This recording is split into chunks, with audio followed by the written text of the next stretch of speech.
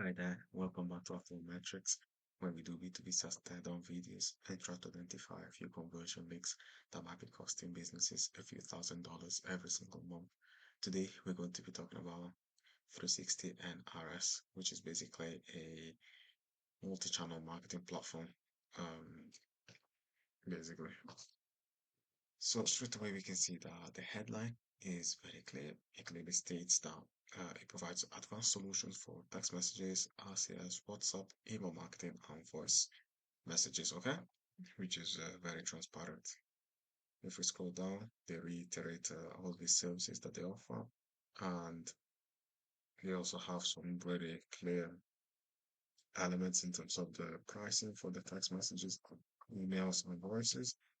Also, the ability to consult on WhatsApp and RCS. Now they've got some really good stats in terms of the active customers, the 12 billions text messages sent and 99% satisfaction rate, and also 60,000 campaigns successfully sent. Right. Um, the beautiful thing is that they also have a lot of integrations that you can use if you got some tools to use outside of this platform, and also some really good credibility certificates like the ISO 27001 certifications.